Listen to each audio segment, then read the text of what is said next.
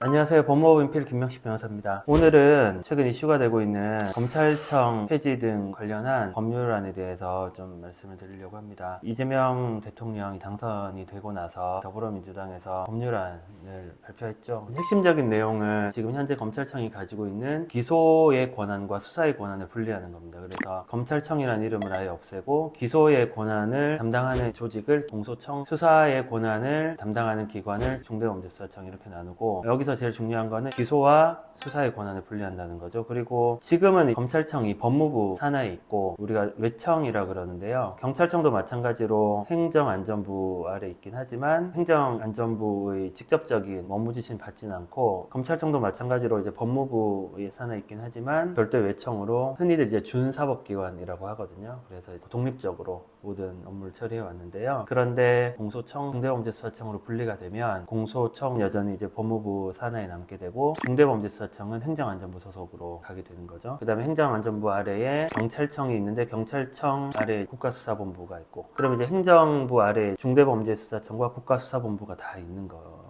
되는 거죠. 그렇게 되면 누가 어떤 수사를 할 것이냐라는 문제가 발생할 수 있게 되잖아요. 그래서 그런 기관 간의 이런 관할이라든지 이런 문제를 조정하기 위해서 국가수사위원회를 이제 새로 만드는데, 그 국가수사위원회를 국무총리 직속으로 둔다. 표면적으로 보면은 이제 검찰이 가지고 있는 수사권과 기소권을 분리하는 걸 핵심적인 내용을 하는 걸로 보이지만, 이면으로 보면 모든 수사 권한을 이제 행정안전부 소속으로 두는 거고, 검찰이 외청으로서 독립하게 했던 수사를 사실상 행정안전부 소속 으로 두고 대통령의 권한 아래 두는, 물론 이건 이제 법적으로 어떻게 나중에 규정하는지에 따라서 달라질 수는 있겠지만 수사의 권한이 대통령에게 또 집중될 수 있는 그런 구조가 되는 것으로 보이는 거죠. 과연 이게 뭐 적절한 방향인지에 대해서 좀 논의가 많은 것 같은데요. 그 먼저 수사권과 기소권을 분리하는 거에 대해서는 저는 찬성한 입장입니다. 왜냐하면 하나의 조직에서 가지고 있으면 사실 문제가 발생할 수 있어요. 지금까지 검찰청의 논리는 뭐였냐면, 수사를 한 부서가 가장 이 사건을 잘 알고 있기 때문에 공소 여부를 결정해야 된다. 이게 어떤 문제가 발생을 하냐면, 고소고발 사건은 특별하게 이런 문제가 발생하지 않습니다. 왜냐하면 고소고발 사건은 제 영상 보시면 아시겠지만, 고소인과 이제 피고소인 사이의 다툼 과정에서 이제 수사기관이 약간 중립적인 입장에서 판사처럼 이제 판단을 하는 건데, 이런 사건 말고 인지사건, 수사기관이 스스로 범죄가 된다고 생각해서 시작하는 수사거든요. 범죄 첩보를 모아서 이건 범죄가 된다라고 생각을 하고 이제 시작하는 수사이고, 그러다 보니까 초기에 강제 수사를 많이 합니다. 실제로 이제 압수수색도 하고 체포도 하고 이런 방식으로 강제 수사를 해서 진행을 하는데, 실제로 이렇게 인지를 해서 수사를 하다 보면 나중에 보면 범죄가 아닌 경우도 종종 발생을 해요. 그러면 그 단계에 가서 수사기관 입장에서 우리가 처음에는 범죄가 된다고 인지를 해서 수사를 해봤더니 죄가 안 되네, 그러면 이거는 범죄가 안 됩니다 라고 수사를 종결하면 아무 문제가 없어요. 근데 조직 논리상 그게 사실은 쉽지가 않거든요. 경찰도 이건 마찬가지예요. 이런 사건은 또 이제 팀 단위로 이제 들어가서 장기간 수사를 하는 거예요. 다른 사건 하지 않고 몇 개월씩 집중적으로 수사를 하는데, 짧게는 몇 개월, 길게는 뭐 1년 넘게 수사를 했는데 결과가 아무것도 없다. 부장님, 저희가 수사를 해봤더니 죄가 안 됩니다. 그만하겠습니다 라는 말을 할 수가 없는 거예요. 너 1년 동안 뭐 했냐, 뭐 나올 때까지 해라, 이렇게 되는 거죠. 그래서 이제 인지사건에 있어서는 수사를 한 부서가 공소 제기까지 하게 되면 결국은 뭔가 나올 때까지 이제 계속 수사를 하게 되는 거예요. 그 기간 동안 일반인들이 입게 되는 피해가 어마어마하거든요. 그게 이제 개인일 수도 있지만, 인지사건 같은 경우는 회사나 뭐 이런 당사자들이 많기 때문에, 대표적인 게 제가 했던 삼성 사건도 마찬가지고, 결국 지금 1심, 2심 다 무죄 나왔고 상고심 하고 있는데, 그 사건이 압수수색을 굉장히 여러 차례 했고 주요 인물에 대해서 다 구속영장이 청구됐다가 다 기각되고, 그 수사만 거의 2년을 했고 재판을 지금 거의 3년, 4년째 하고 있는데 지금 다 무죄잖아요. 그 기간 동안 주요한 임직원들 다 뭐 출국금지되고, 그러니까 그런 것들이 수사권과 공소권을 둘 다 가지고 있기 때문에 발생하는 문제이거든요. 그래서 개인적으로는 수사권과 공소권, 기소권은 분리하는 게 맞다는 게 저의 개인적인 생각이고, 그래서 검찰청을 폐지하고 공소청을 신설한다고 하면 공소청에 계시는 분들이 계속 검사라는 이름을 가질 게 될 것 같아요. 왜냐하면 헌법에 보면 검사가 영장을 청구한다 뭐 이런 말이 있기 때문에 아예 검사라는 그 단어 자체를 없앨 수는 없을 거고, 그래서 공소 제기하고 영장 청구하시는 분들이 공소청 검사가 될 것 같고요. 그렇게 되면 중대범죄수사청이나 국수본 뭐 아니면 경찰 쪽에서 수사를 한 것에 대해서 공소청으로 수사 결과를 보내고 공소청에서 기소 여부를 판단하는 그런 구조가 되지 않을까. 큰 틀에서는 이게 바람직하다, 저는 그렇게 생각하고 있습니다.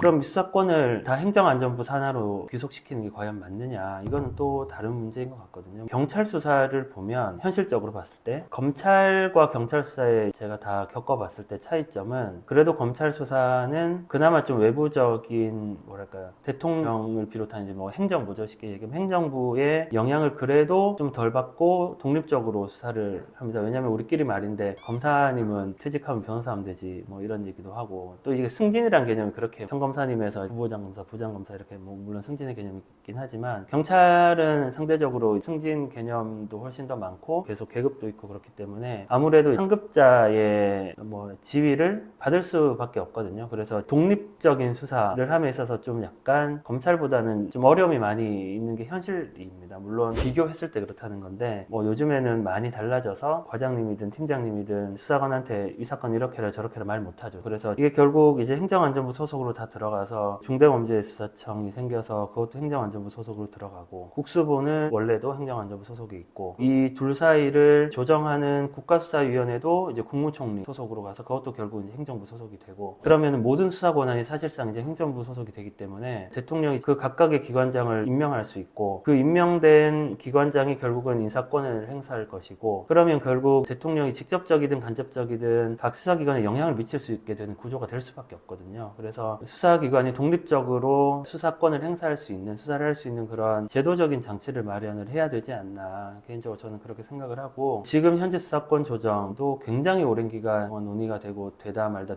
하다가 어느 정도 자리가 잡혔어요. 경찰이 1차적인 수사를 하고 검찰이 거의 직접적인 수사를 하지 않고 중요 수사를 하고 있고, 사실상 지금 형태에서 크게 달라지는 건 없이 검찰청을 이제 분리하는 정도, 그리고 조직을 이렇게 바꿔서 그 소속되는 부서를 바꾸는 그런 정도일 수도 있어요, 어떻게 보면은. 그런데 이걸 몇 개월 안에 끝내고 1년을 유예둔다, 이렇게 성급하게 과연 할 문제인가, 이거는 조금. 수사권, 공소권, 어떻게 보면은 굉장한 권력이거든요. 누군가를 수사를 하고 그 사람을 재판받게 하고 감옥에 넣고 벌금을 내게 하고, 그리고 유죄 판결이 있으면은 일상생활에 있어서 이제 제한되는 여러 가지 문제들이 많이 있기 때문에 이렇게 급하게 해야 되는 문제인지는 조금 더 고민을 해봐야 되지 않을까, 그렇게 생각합니다.